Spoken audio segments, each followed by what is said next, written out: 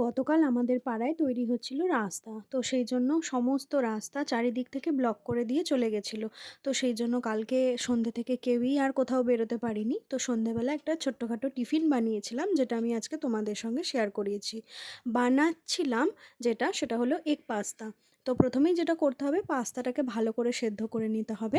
তারপর কড়াইতে তেল গরম করে, আমার কাছে সেই মুহূর্তে আলু, পেঁয়াজ, টমেটো, ক্যাপসিকাম, ফুলকপি এই কটা সবজি ছিল, তাই আমি এ কটা দিয়েছি। গাজর, বিনস, মটরশুঁটি ইত্যাদিও অ্যাড করা যেতে পারে এবং আমি সেটা করিও, তোমরা আগের ভিডিওতে দেখেছো। তো প্রথমে তেল গরম করে একটুখানি রসুন কুচি ফোড়নে দিয়ে, মানে রসুনটা একটু ভাজা ভাজা করে তারপর সবজিগুলো দিয়ে ভালো করে নেড়ে নেবে। তো তারপর সবজিটা 60% মতন সেদ্ধ যখন হয়ে আসবে, তখন তার মধ্যে পেঁয়াজ কুচি, টমেটো কুচি আর লঙ্কা কুচি দিয়ে দেবে।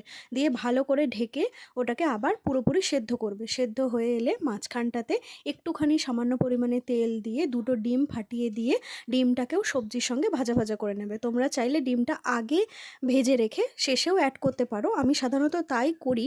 কিন্তু কালকে প্রথমে ডিমটা আমি ভেজে রাখতে ভুলে গেছিলাম বলে এই পদ্ধতিতে ডিমটা করেছি। এটা করলেও যা হবে ওইভাবেও তাই হবে, একই ব্যাপার। কোনো রকম ডিমের আষ্টে গন্ধ বা কিছু কিন্তু লাগবে না।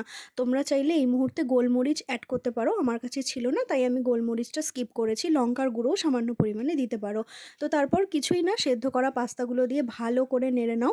একটু ভাজা ভাজা যখন হয়ে আসবে শুকনো শুকনো মতো, তখন এর মধ্যে 3 রকমের সস অ্যাড করতে হবে। প্রথমেই যেটা অ্যাড করতে হবে সেটা হচ্ছে ডার্ক সয়া সস। সয়া সসটা ওই 1.5 চামচ মতন দিয়েছিলাম। তার সাথে গিয়েছিল রেড চিলি সস আর একটা হচ্ছে গ্রিন চিলি সস। এর আগের ভিডিওতেও আমি তোমাদেরকে দেখিয়েছি। এই 3টে সস আমি ফ্লিপকার্ট গ্রসারি থেকে পারচেস করেছিলাম। সস 3টে কিন্তু ভীষণই ভালো। তো তারপর ওপর থেকে ধনেপাতা কুচি দিয়ে ভালো করে নাড়িয়ে নামিয়ে দিতে হবে শুকনো শুকনো করে। এই মুহূর্তে চেরা কাঁচা লঙ্কা বা মটরশুঁটি চাইলে দেওয়া যেতে পারে।